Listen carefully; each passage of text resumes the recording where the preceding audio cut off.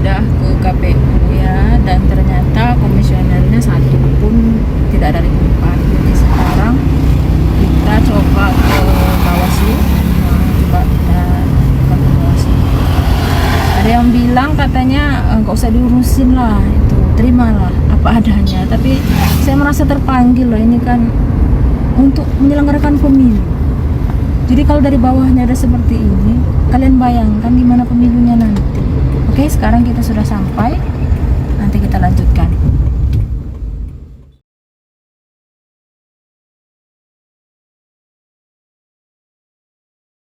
Sistem perekrutan penyelenggaraan untuk pemilu 2024 berbeda dengan tahun sebelumnya. Di tengah derasnya arus protes terhadap pengumuman hasil rekrutmen calon anggota Panitia Pemungutan Suara atau PPS, beredar video di media sosial Facebook yang isinya meluapkan kekecewaan terhadap KPU Kabupaten Bengkulu Tengah atas hasil tersebut. Di media sosial, aksi protes terhadap hasil penentuan kelulusan penyelenggaraan pemilu yakni PPS juga terjadi di KPU Kabupaten Lombok Barat, di mana peraih nilai tertinggi dalam tes tulis atau CAT tidak diluluskan. Pelamar banyak yang menanyakan transparansi KPU Kabupaten terkait nilai tes wawancara.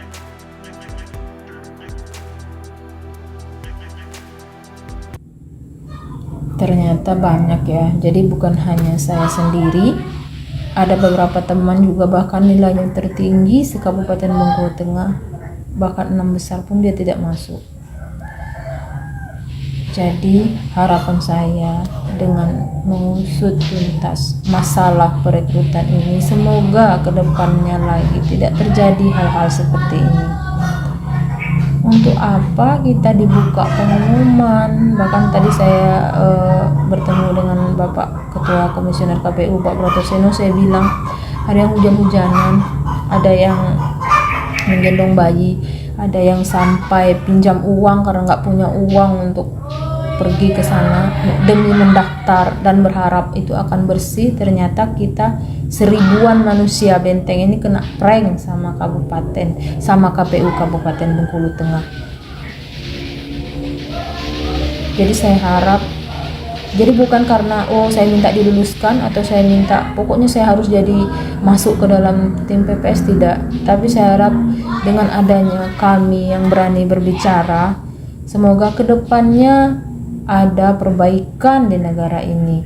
Ini adalah KPU yang nantinya akan memilih wakil-wakil rakyat, yang akan memilih Presiden Indonesia.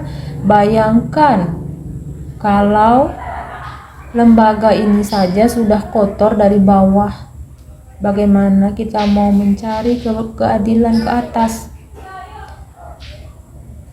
Jadi itu tujuannya. Mungkin ada yang bilang udahlah urusan receh, rezeki Allah yang ngatur. Ini bukan masalah rezeki kawan, ini masalah kezaliman. Saya adalah seorang muslim yang ketika dizolimi, paling tidak saya berdoa kepada Allah semoga kezaliman itu tidak terjadi lagi kepada orang lain. Itu tujuannya. Jadi ada beberapa teman juga, besok kami akan klarifikasi di Bawaslu bersama KPU.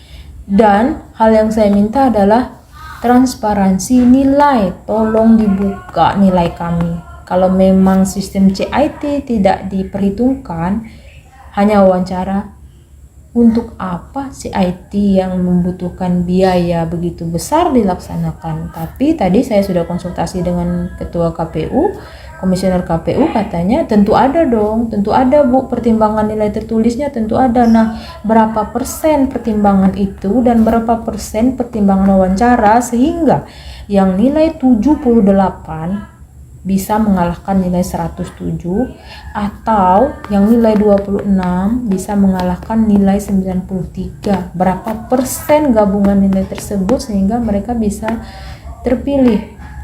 Apa tujuan pemerintah melaksanakan sistem perekrutan PPS dan PPK ini dengan sistem CIT? Kenapa tidak seperti dulu dengan secara tertutup tiba-tiba muncul nama? Kita tidak tahu bagaimana penilaian, tiba-tiba mereka terpilih.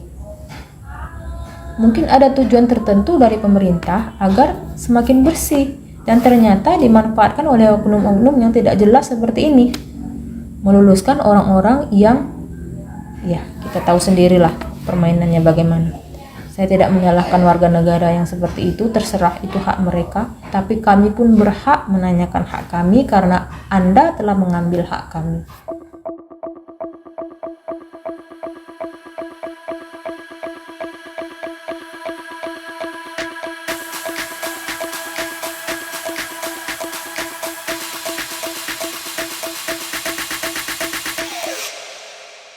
You